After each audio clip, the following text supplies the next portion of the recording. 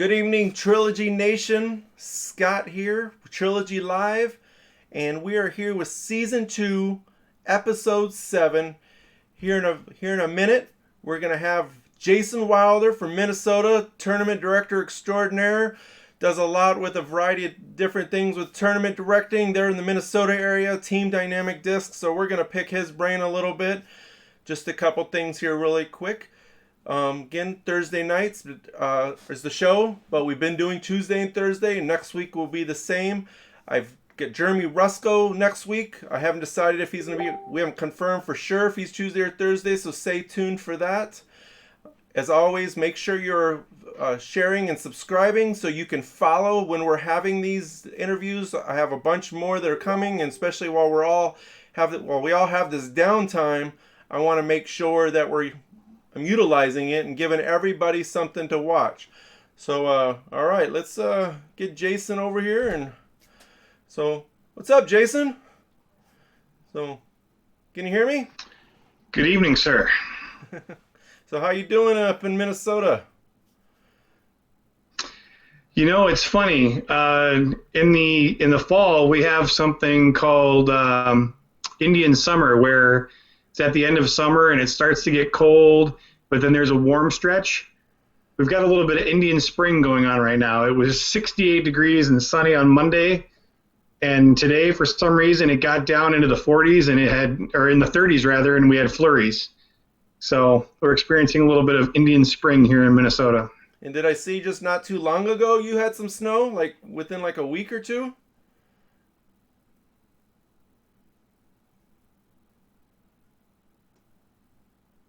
Are you there?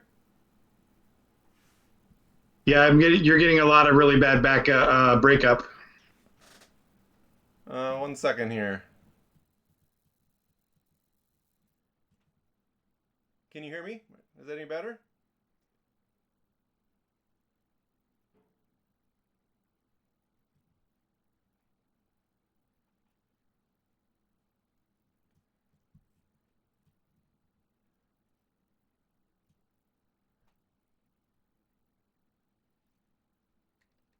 Jason, is that any better?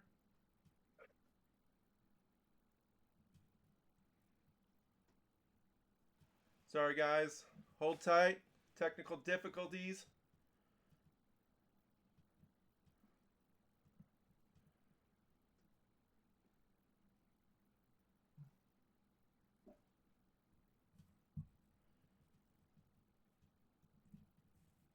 All right, guys. Give me a second here. Let me see if I can get Jason back. Something's going on with our audio.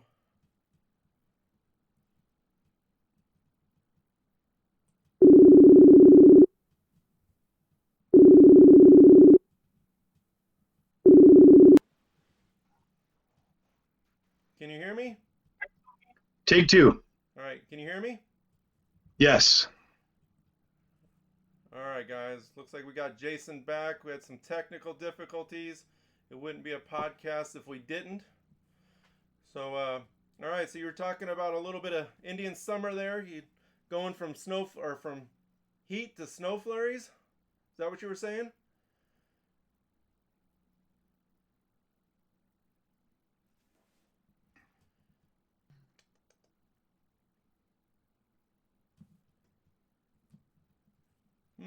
Guys.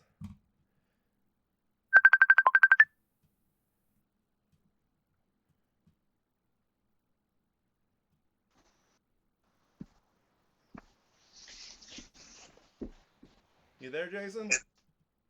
I am. I'm gonna switch to my phone. I'm wondering if it might be my Wi-Fi at home. Okay. My wife and daughter are downstairs watching something on Netflix through Wi-Fi. So, just in case it's me, I'm switching devices. All right. Well, we'll try this out. So at the moment, it looks all right. Ooh. What's that? Can you hear me?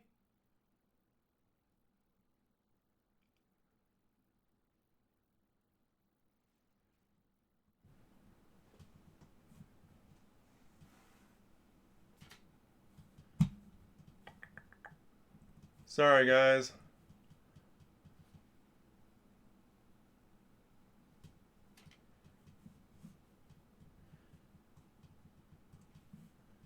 I'll say so far with these interviews, I haven't had an issue.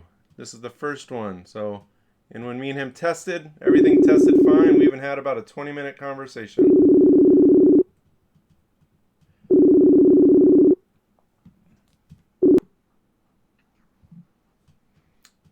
Do I gotcha?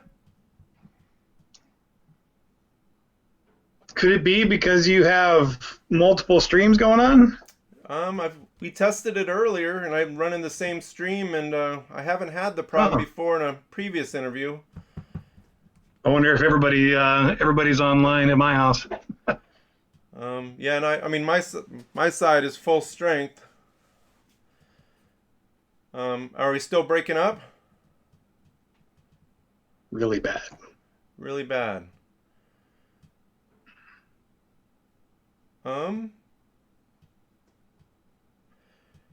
I'm just looking on my side to see if there's anything that, making sure I have any adjustments or anything like that. Like I said, my connection is saying strong. My volumes are up. Well, I don't have any suggestions. Weird.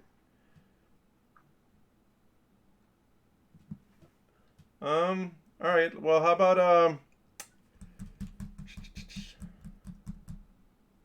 hold on. What about Skype? Okay, yeah, let's try that. Here, Okay. I'll call you from Skype.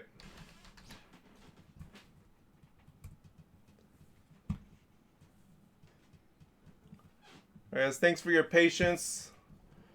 I'm gonna see if we can get anything going here.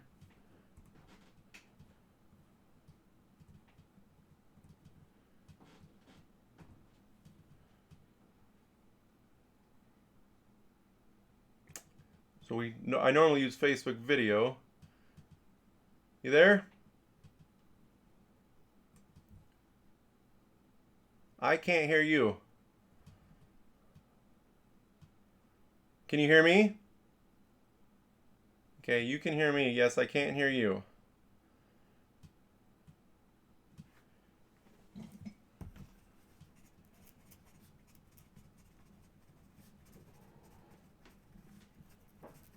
We did have a problem with his mic earlier with Skype.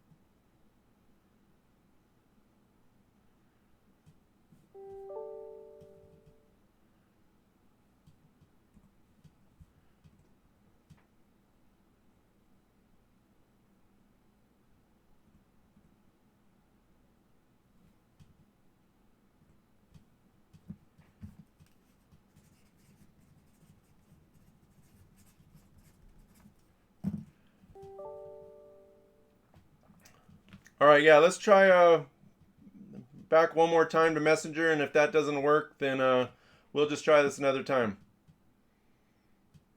All right, guys.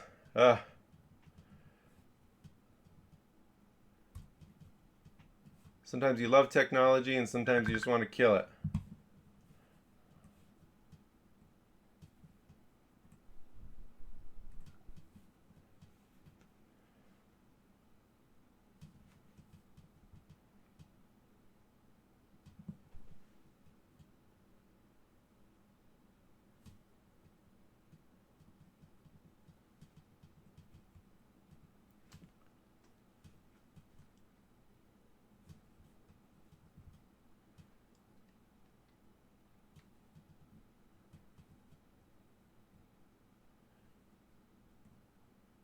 Looks like you're connected, but you have no video. Can you hear me?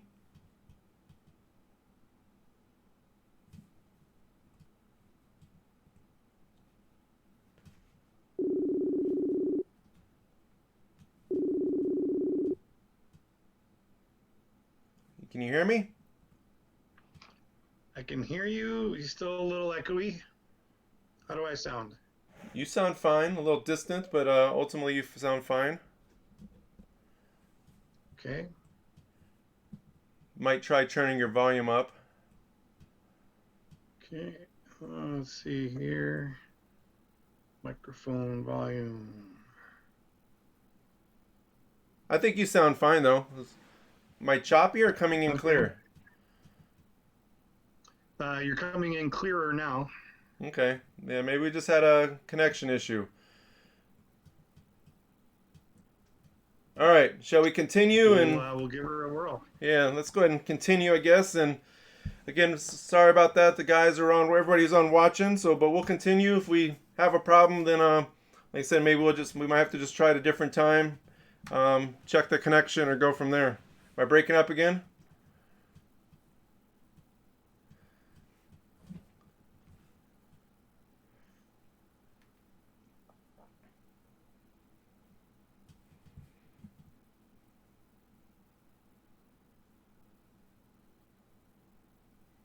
Testing 1, 2, 3.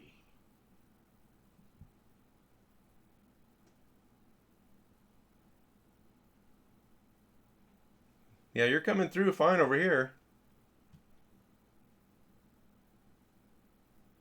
Oh, you're sounding okay now.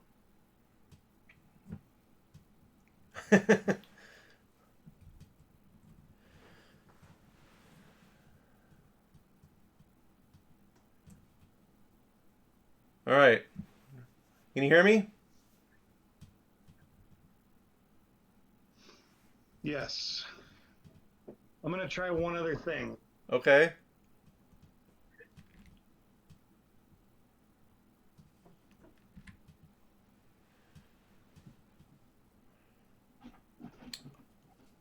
The worst thing about all this technology, everybody, is we're at the mercy of technology.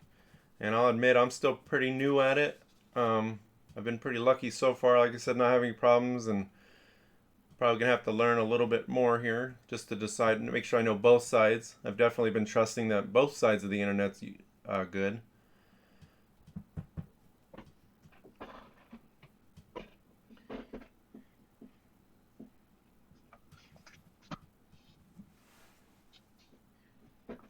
I just plugged in a hardwire instead of using the Wi-Fi at the house, and maybe see if that might be the problem. Okay. So, at the moment though, can you hear me? So far. All right. Well, let's continue, I guess, and we'll figure out the problem as we go. So, all right. Well, I was trying to make a little bit of small talk there at the beginning. So, are you ready? Yes. All right. Well, what have you been doing? I guess we'll start with the just kind of thing I've been kind of saying with everybody, but world's at chaos at the moment. So, what is it doing to you? What are you doing to occupy your days right now that your structure is probably a little bit differently? It's not too different given my current work situation. Having my daughter at home is certainly an adjustment, but she's got schoolwork to do, and we actually have a babysitter that she spends some time with. So we're really lucky in that regard. But it's definitely some house projects, some honey-do list type things. I've been power washing my fence because I'm going to give it a stain, but nothing too disruptive. Okay. Well, for me, it's I've pretty much been a work at home person for a lot of years, so really hasn't changed my life too much. Probably the biggest thing that's changed for me is that everybody else is home now. So I used to have the quiet during the day. Now I don't. So I was looking through your results, your PDGA history a little bit, just kind of getting a little bit more info on you. And I've known some more info on you. I've known you for quite a long time, but I see that you joined the PDGA in 2000 at least. So for a lot of the country of people who don't know you, since you're not a competitive player, I mean, you're known more as a tournament director, or promoter, organizer. So not a lot of people know you from any kind of competitive side. Tell all the fans here, how did you get started? You've been playing for a long time, since at least 2000, but just kind of give us that story of kind of how you got started to where you're at now. So, like many of us, I had a friend of mine who played and decided to take me out one day and introduced me to the game. And I wouldn't say I was instant. And I have a hard time honestly remembering what happened in between that first day of trying it and going to my local course that had a soccer field nearby and literally throwing my arm off for hours at a time. I don't remember how I made that leap, but I do remember the early days of going to my local course and, pond diving for discs. That's how I got probably 75% of the first disc that I had was getting them out of the pond.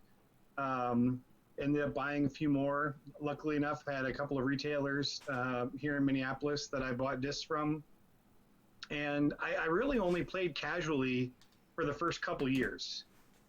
And, that was basically 1998 I was introduced. And then from there, I got my PDGA number in 2000 and, played my first sanctioned event in 2000. For some reason, it's not showing up on the PDGA history. I don't think my first event comes until 2001 or 2002. But I've been around that long. And I was lucky enough to have a promoter here in Minneapolis who is a Discraft sponsored pro by the name of Timmy Gill. Oh, yeah.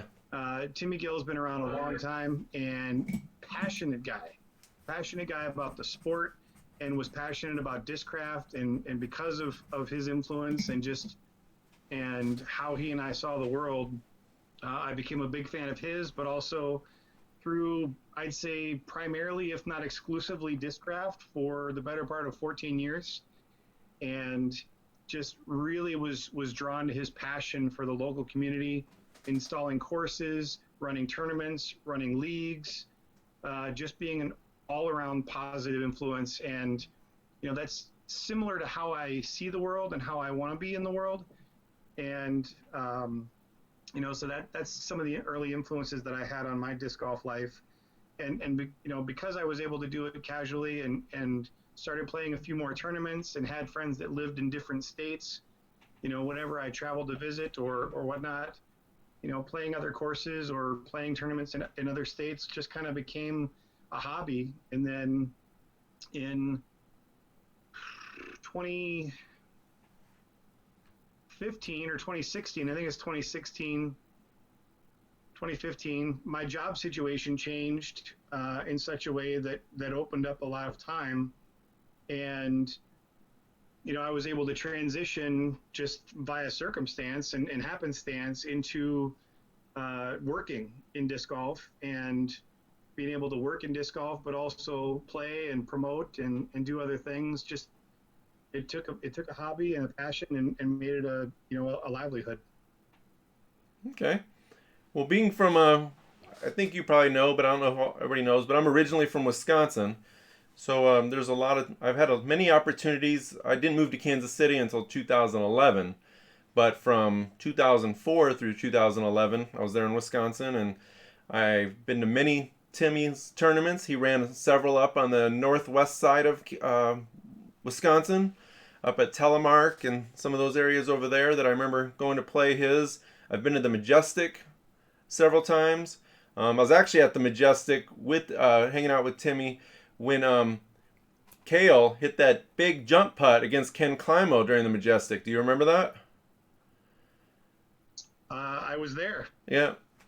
So and I was standing in the scrum when they were trying to resolve the illegal throw after he made that last putt. Right, when he dropped it. Listening to the conversation with Kale, with Timmy Gill, the tournament director.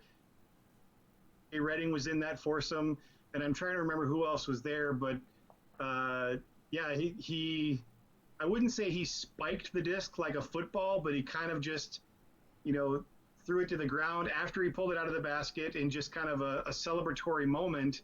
It was directly to the ground, and Ken Climo tried to claim that it was an illegal throw and therefore he should be stroked. for doing so. And it was a big hoo-ha. Yeah.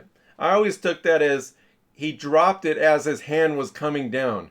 Because the disc did go straight down with his hand, but the disc never really had any force behind it, as if he threw it down. No, it wasn't a drop. He grabbed the disc out of the basket and he started. If you go back and look at the video, because it's out there, Yeah. You can see as he was kind of skipping away from the basket, he basically from his waist or even his chest high, right near his body, just kind of, I wouldn't say he spiked it like a football, but he just kind of flicked it to the ground in this celebratory moment.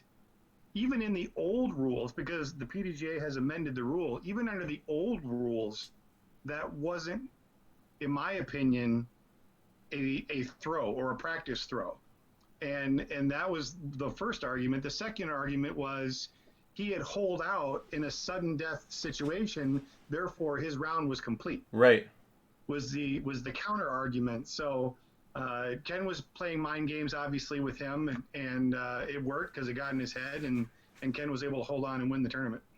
Well, it's kind of probably a funny coincidence that we were probably, I'm guessing, feet from each other during that time. Because when that happened, I had just got done talking to Timmy, and we were standing out there at the bottom, just as Kale was coming downwards, and I was chatting with him. We stopped, watched Kale.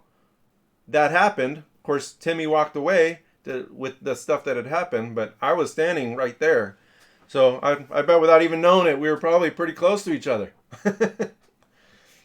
Yeah, if you actually go back and look at the video, Timmy sprints to Kale, and grabs a hold of him and just bear hugs him in this, it's bro embrace of celebration. Because, I mean, it was just, for those of who've seen the Ricky Wysocki putt out at Blue Ribbon Pines during the Majestic, that was probably, 100 feet or so. That was what this putt was, but it was downhill. Right. So it was against the champ when he was still quasi in his prime. I mean, there's just so many elements to that created the drama and the dramatic moment that in my mind, I feel like that Kale putt was bigger than the Wysocki putt. So, all right. So all of that, not to get off topic there, I love that. I love that part of that history. But you started, and now you're where you're at now. What's all your involvement in? Well, where are you at in Minnesota? So I live in a suburb of Minneapolis called Maple Grove. I'm in the northwest suburb. There's a loop, an interstate loop that goes around Minneapolis. That's the 494 loop is what they call it. And it basically encompasses Minneapolis. And I live on the northwest corner of that. So for me, out my door, down the highway, downtown Minnesota or Minneapolis to watch a Twins game, it's 20 minutes door to door. Okay. So I live close enough to downtown, which is really nice. But yeah, I've got and as many people may know, but some may not, if you drop a pin in downtown Minneapolis and go out, I think it's like 50 miles. And UDisc has confirmed this. We've got the highest concentration of courses anywhere in the world in a 50-mile radius in and around Minneapolis. We've just got an embarrassment of riches in terms of the number of courses around here. So what's your involvement in Minnesota disc golf now? I mean, what's kind of your whole role within the state or within your community? So I've got a couple. Number one, I am the current PDGA state coordinator for Minnesota. I think I'm in my 5th year of doing that. It's 2-year terms, and this is my 3rd term that I believe I'm a year into so far. I also have served on the board of our local club, the Minnesota Frisbee Association, or the MFA as we locals call it. I also currently, as the PDGA state coordinator, meet with the board regularly as a non-voting member of board conversations because of my position. I run a few tournaments here in the Minneapolis area now. I've assisted with others, but I have a passion for, creating disc golf memories for people. And knowing how much influence Timmy Gill had on me as a tournament director and a promoter and just an overall enthusiast, you know, there's always a lack of that. You know, anywhere you go, you could always have more people doing it. And I decided that I didn't want to wait around or try and encourage other people to do things that I thought would be good ideas or suggest things to other people and have it either fall on deaf ears or happen in a way that I didn't necessarily agree with. So I just said, you know what? I'm going to run a tournament or tournaments the way I think they should be run. I'm just going to do it, and we'll go from there. You know, I'm going to respond to that here in a second. But on the board here, we got Brennan Clark and Rising Am Disc Golf, who both have agreed that you're the best damn TD they've ever met. Well, I appreciate that, guys. And I'm not Rising Am Disc Golf is looking forward to the rescheduled Bassett Creek Open. Yes, that is one of our early spring tournaments every year. It's been on the calendar. I think this would have been the 14th or 15th year of that event, and it's at a historic course that's not the most difficult course in the world, but it has some history to it, and it's just a fun day. So yeah, we got postponed, but we're anxiously looking forward to the PDGA lifting the sanctioning ban so that we can get it back on the calendar. Yeah, well, I got one on June 13th that hasn't quite got that far yet, and it's one of my two big ones. And even though I'm not optimistic it's going to happen, I'm really hoping that this stops. So, but actually my story is very similar to yours as far as kind of getting started, in the sense that, there's a lot of people around me that are running good events, and I wanted to be a part of that. And of course, then I started focusing on events that I personally like. And I get people ask me all the time after I run my events, like, why do I like to run it? Or, ultimately, why do I do it? And for me, it's that it's not the competition side so much. It's not necessarily who wins.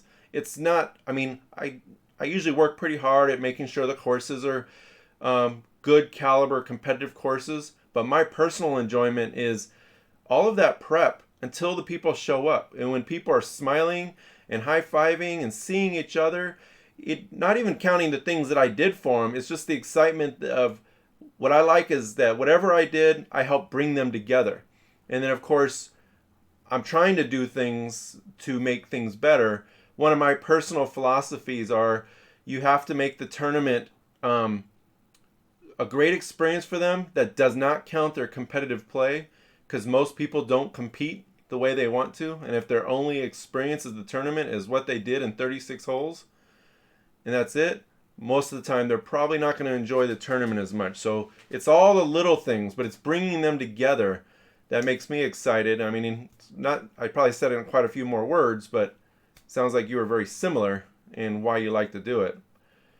Well, and honestly, part of it also is the fact that, I am a little bit older now.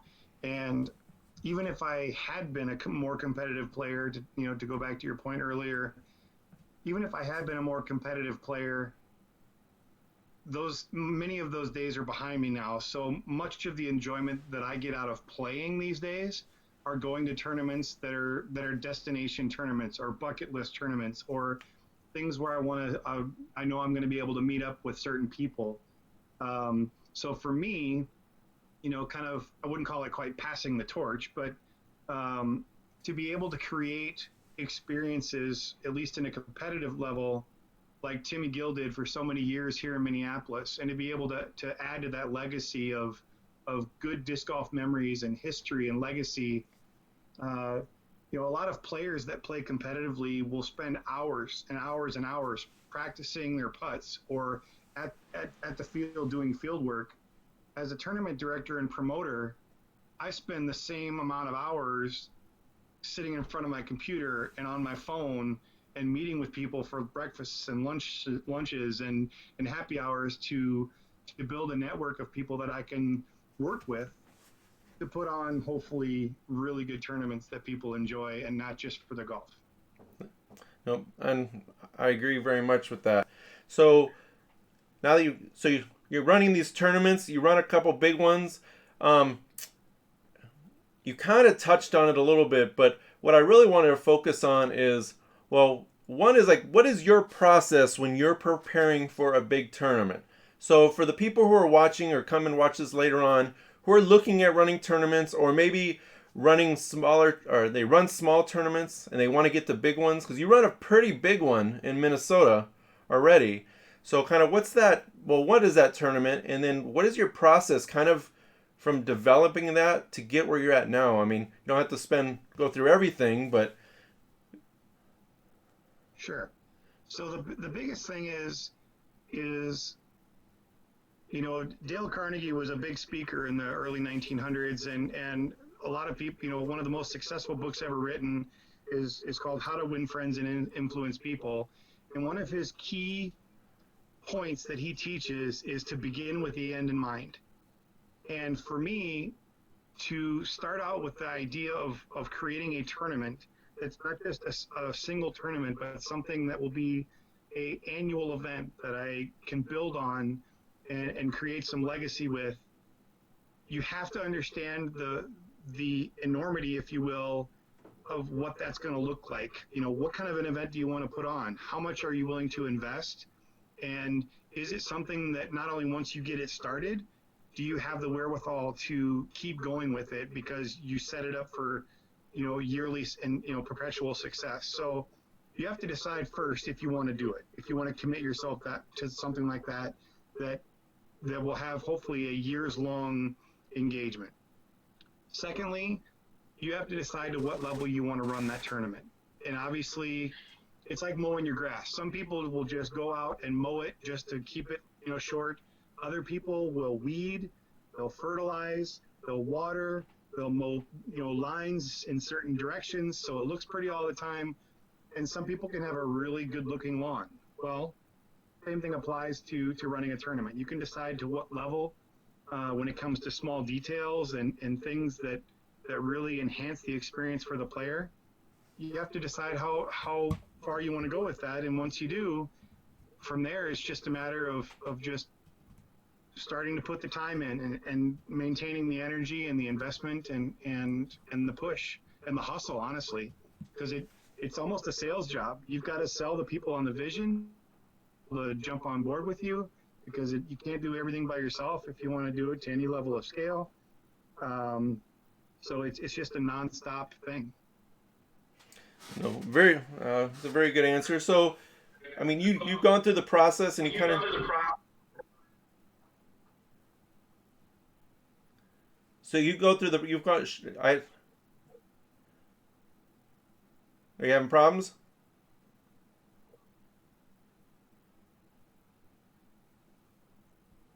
Testing 1, 2.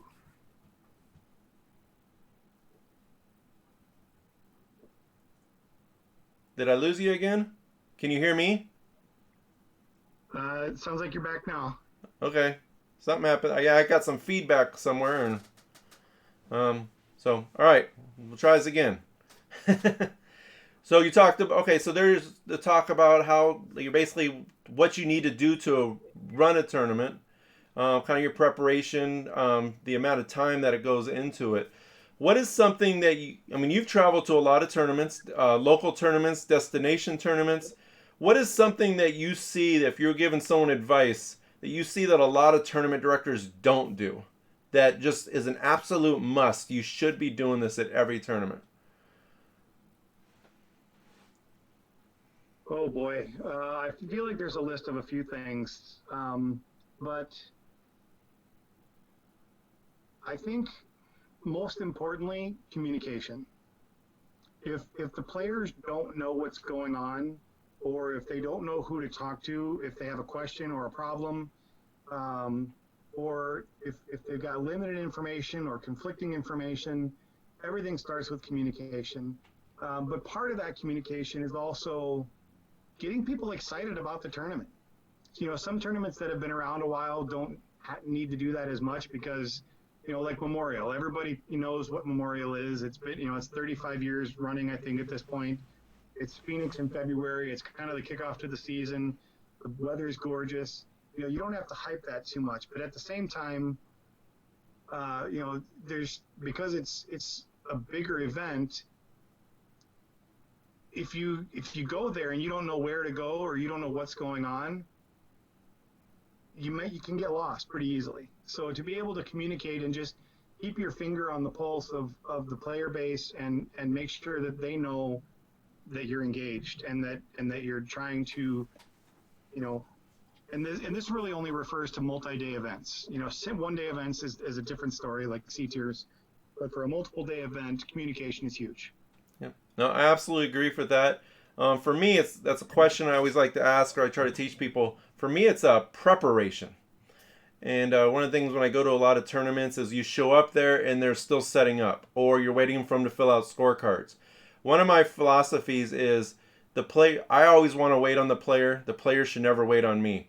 I'll actually say if my registration starts at 9, at 8:30, I'm already ready to go. I don't want the people even showing up early to watch me set up. I want the first person. It doesn't, obviously, some people get there 2 hours early, so I can't be in front of everybody.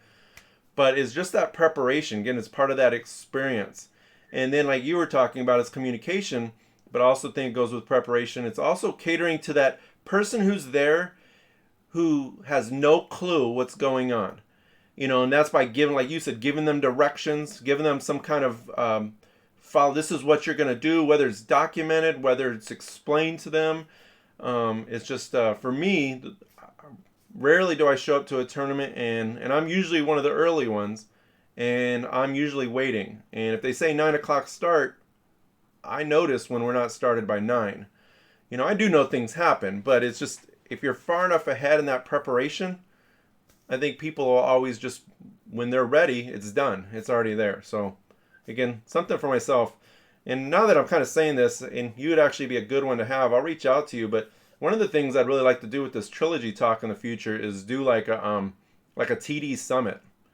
Get a group of like 4 or 6 national TDs, and just people come in and listen. But we can just all talk about what we do as tournament directors in detail, so people can learn. But from different parts of the country, because what happens in Minnesota is different than probably what happens in Kansas City or Texas or the coast. We see it when we go to Arizona every year. They do a lot of things different on that tournament that I would never even consider. But it works for them. So, like no water. Part of that comes down to the local club as well, because there are some cities where the local club is really strong. I think about Michigan, for example. Michigan on a lot of levels is very similar to Minnesota, but their state tournament every year is a multi-day B tier that I think the last couple of years has had over 500 players. And ours is a one-day B tier that I think we've, maxed out near about 100 players or so. Being able to work collaboratively with a local club or a group of people in an area really goes a long way to the success, because, disc golfers are humans. Not all humans are disc golfers, but all disc golfers are humans. And humans enjoy the sense of community. And if you've got leadership and people that are engaged in the disc golf community on the operational side, and you've got multiple people doing that and they can work together, it makes all the difference in the world for a disc golf community in certain areas. So some people do it really well, others maybe not as well. All right, so before we move on to my next questions, past this stuff, I'm going to give you your shot here. Tell everybody who's watching pick one tournament and give us your sales pitch. When is it? What's the name of it? And why should they go to that tournament? So you broke up a little bit there. The question was, if I'm gonna tell people to go to one tournament, what tournament would it be? Yeah, which one tournament of your tournaments would you recommend people come? Oh, of mine. Of your tournament. When is it? What's the name of it? And why should they go? Well, right now I would say my crown jewel is a tournament called the Twin Town Throwdown. And Twin Town is a take on the Twin Cities of Minneapolis and St. Paul. Throwdown just sounded catchy to go with it. So Twin Town Throwdown is the name. It's a 2-day B tier, one round a day with tee times, and we put everything we have into the player experience, from on-course hosted hospitality tents with free snacks, water, Gatorade. We've got a side game on one of the holes that you can participate in. We have a huge raffle. Last year, I think we had 132 items. It was a legit retail value of at least $4,500. Last year, we had a 64-person field, like a March Madness bracket style, $5 entry rock, paper, scissors tournament to kind of pass the time on the second day. And the winner took home a 43-inch Samsung Smart TV as the prize. So just the side games, the extras, we feed you free lunch both days. The quality of golf hopefully is up to par with a solid B tier. The player pack last year, I think my advanced players paid, I want to say it was $90 or a $95 entry, but the player pack value was like $240. And I still did payouts. So we treat our AM players really well. We treat our pro players really well. We feed the pros lunch both days, and we don't take any money out of the purse to do it. We work really hard to build our sponsors. We work really hard to promote our sponsors, and really just try and put on a professionally run tournament. Okay. When is it? Right now, it is scheduled for July 18th and 19th. Okay. So the world will be back to normal before then, so he doesn't have to change any of that. So, and then... That's the hope. I've purposefully held off on opening registration because I don't want to have people have to have their money parked. And I also, for those people out there that have had their jobs affected, I don't want them to miss out because they couldn't spend money to park for a tournament. So once things are back opened up again, we will open registration, and hopefully everybody will have a fair chance of getting in. All right. Well, I'm gonna have to find a way to come up there and experience that. So, all right. So you're on Team DynamicDiscs, right? Yes. So most of the people that players see that are on team are your touring pros. You are not a touring pro. So kind of tell everybody, I guess, in that sense, how did your relationship with DD start? Not necessarily like what it took for you to get on the team, but ultimately that relationship led to that. So how did you kind of build that relationship with DynamicDiscs to get where you're at with that? Well, everything is built from that foundation of my worldview and how I see the world and how I want to participate in the world. I use that Tim Gill example because I know that my talents, I might be a 925, 930 rated player on the course. When it comes to promotion and administration and marketing in the disc golf space, I'm like a 1050, 1080 rated player. I mean, that is my sweet spot, and that a little bit of a humble brag there, but I know, I don't say that to brag. I say that to say that I know what my strengths are and what they aren't. And knowing that promotion and marketing is really my thing, I'm really excited to put my energy and my talent behind things that I believe in.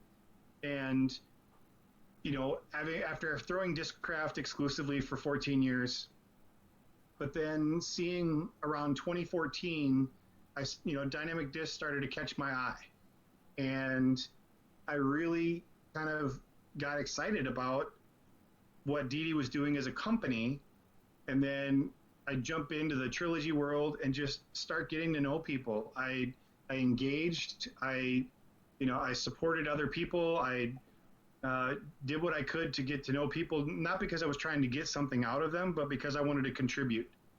I wanted to add what I had to bring to the table to the mix. So I got connected with Brad, who started the Trilogy fan page and was in a big, had a big role in starting Team Trilogy, and just got to know him. And through the course of our relationship, he asked me to step in and help out running the fan page, which I've enjoyed doing because again, it's not about me, it's about the community, and knowing some of the experience that I have in the world, from the business world to running my own businesses to just a number of different things, managing that side of things is fun for me. It's not glamorous, but it's something that I enjoy doing, and I feel like that's one of the things that I can offer to the world. So I also got involved with helping out with the Secret Santa gift exchange that we run in the Trilogy community, because again, I wanted to contribute the things that I had to offer. And Christmas obviously is fun for everybody, or most people I should say. I wanted to be involved. I wanted to be involved, and I wanted to help with the things that I knew I could help with. And in 2017, late 2017, I started approaching DD with the idea of being more involved, not especially because I knew I wanted to contribute, but also because I was already engaged in a lot of things in Minneapolis. I knew that I could be an advocate for the brand in Minneapolis because we didn't have that here. Timmy Gill was a Discraft guy forever. Hale Leviska is a big influence in Minneapolis, but he's a Prodigy guy. And no offense to Kale or Prodigy, but I really liked what DD was doing, and I wanted to be a voice for DD. And knowing that I had kind of already had that role in the state, I offered it to DD, and they took it. And it's just simple like that. No, it's not simple. That's really all it is. I mean, it's. Well, I hear people all the time, and I'm sponsored with Latitude 64, and I'll get, of course, my involvement behind the scenes a little bit with DynamicDiscs, and I'll get people who ask me, how do you get sponsored? And I think you were a really good example, and I'm kind of in that same boat. I'm not sponsored because of my skill on the course. It's the skills that we have off the course. So I just want to educate people. It's like, if you want that opportunity to represent a manufacturer, it's not about, being on tour is one way, but just doing stuff in your community, especially in a spot that doesn't have a big drive. So, all right, so you're about a 920 rated player, MA40. So for people who can relate to that, what kind of discs are you throwing? When you do play, what kind of discs are you throwing? So kind of a snippet in the bag. My distance drivers, I'm really enjoying things like the Opto Ballista, the Lucid Captain, the Lucid Sheriff. I've really enjoyed throwing the Fusion Raider. So, in the MA40 crowd, I do have, slightly above to above average distance. My putting, says something otherwise, but from a distance standpoint, I still have enough strength and form to get it out there a ways. Mid-ranges, I really enjoy the Gatekeeper, the EMAC Truth, the Verdict. And then as far as approach and putts, I really enjoy the classic soft Suspect from DD, even though it's out of production. I also approach with blend judges or hard judges, and then I putt with deputies. Okay. How you said you don't play often at the very beginning, but how often do you play? Not as often as I'd like to, and I used to kind of crinkle my nose back when I was still playing a lot more at people who work in disc golf, and I hear them say things like, "Yeah, I haven't played in 4 months. I haven't played in 5 months. I've only played twice in 5 months." And I'm like, "What are you talking about? Disc golf is life. Why aren't you out there all the time?" And then when you start doing it, you're like, "Oh, now I see why." Especially if you've got a family, or if you've got kids, or if you've got other things, getting out and playing, as much as I enjoy it, it just doesn't take as much of a priority. Now, having said that, I also am not a huge league night guy. Never have been. Even when I was single, I've never been a league night guy. Let me take a stack of discs and go out to an open field and just lose myself. I can tell you that there are few things in this world that allow me to completely shut off the world, like going to a field with a stack of discs. Every care in the world can go away when I'm in a field by myself throwing discs. Putting, I don't, I do it, but I don't do it as much as field work. There's just something therapeutic about field work to me. But then I do play a lot of tournaments. I think 2 years ago I played 21 tournaments. So it was a higher than average number. I think last year it was only like 11 or 12, but a lot of those 11 or 12 are multi-day events where I'm gone for, 5 days, to like Selinsky Masters out of Maple Hill 2 years ago. I think I was gone for 5 or 6 days. And so it takes time away from the family to play some of those larger tournaments. Yep. I call myself a pay-to-play player. I only play when I'm paying to do it, whether it's a league or a tournament. Rarely do I play just casually. So, yeah, casual rounds for me are not. And if I do go out to a course, I will throw multiple shots on every hole and treat it almost like field work, even though I'm on a course. Well, Brad Bomer messaged me and he wanted me to ask you if you've been practice putting. I think you just answered that, but I'm. I've got a hate relationship with my putting game. Not a love-hate, a hate relationship with my putting game. And I know before everybody starts blowing me up about the fact that putting is all about the mental, blah, blah, blah. I get it. I know. I've not been able to solve that puzzle yet. So, all right, but well, hey, I'm gonna let you go here in a minute. I want just one more question. I want to learn about you, and I want other people to know about you. So, what I don't know that a lot of people know, but you work with Zuca, and you've been with Zuca pretty much since very close to the beginning, right? Of Zuca becoming with DiscGolf, not their other part of their business. So, just kind of, I guess, let people know. I mean, what's your involvement with Zuca, and can they go to you if they have questions? So the question that I heard was, what's my involvement with Zuca? My title, I guess you would say, is promotions and marketing manager for Zuca, and my focus is pretty much exclusively disc golf. I was an early adopter of the Zuca cart.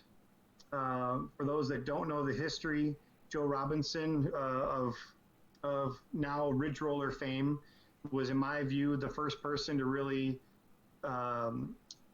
take the Zuca cart and convert it for disc golf and really get it out into the public. I saw my first one in the fall of 2014. By January of 2015, I had one of my own. Went to Bowling Green Amateur Championships in the spring of 2015. Over 800 players there. I think I was the only person there with a Zuca cart. And because it was so early, and I think I probably sold 50 carts for him that weekend. Just, again, me being me, I wanted to show people, I wanted to see it, people to see it, I wanted to promote it, I wanted to get it out there. And long story short, over the next year to 18 months of doing that, just out of sheer enthusiasm for the cart, it turned into a part-time job, which then in turn turned into a full-time job because I was sold out for the brand from jump, and they've appreciated what I've done to help support their brand and build community and promote the product, and they felt like it was something they wanted to pay me for. So. Well, I love the Zuca cart. I know I've told you about it. I was actually very much in the early conversations once Joe had it. Joe's actually from the same town in Wisconsin that I'm from, but I've been a big fan. The Trekker bag, I've been watching it for a year since you had it. I just got mine last week. I don't know if you saw the review that I did on it, but I was very excited once I got that, and I took it out yesterday, showed it off a little bit. So if people haven't seen that yet, check out the new Trekker bag. Is there and you may not be able to talk about any of this, but I don't know, what's next for Zuca when it comes to disc golf? Is there any other products that are in the works that you can talk about? Well, it would almost sound cheeky if I said we're always working on something. That's what I was expecting. But I will tell you that there are constantly ideas on the whiteboard that have either discussed, are discussing, or that are out there for future consideration. A lot of people have come to me, have come to Zuca with ideas for different things. And I always tell people there's a pretty good chance we've either already started working on it, already tried to test it, already sourced materials for it, or have already talked about the concept, because there's just so many different ways you can slice and dice an idea. We do have a couple of other ideas that are in the pipeline. I will tell you one that we can share publicly. And I don't know if I showed you one in Phoenix in February, but we have some stuff sacks that are made of that ripstop nylon.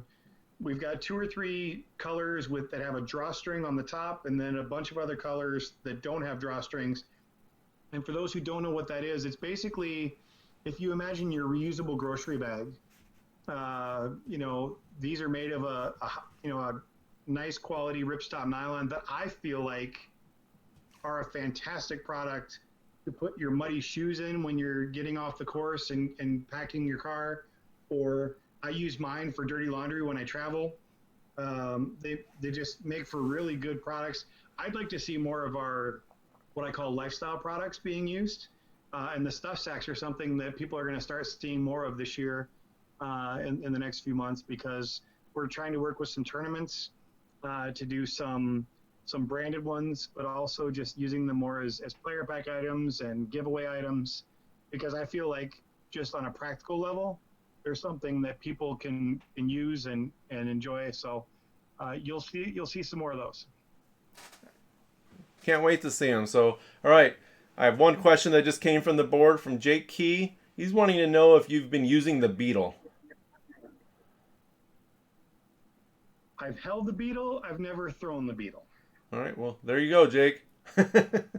So, all right, bud, that's all I got for you. I've had you on for right at an hour, so I really appreciate that time away from your family. I know this was your family time. Where can people who don't know you, or maybe people do, if they want to play one of your tournaments, how do they find your tournaments?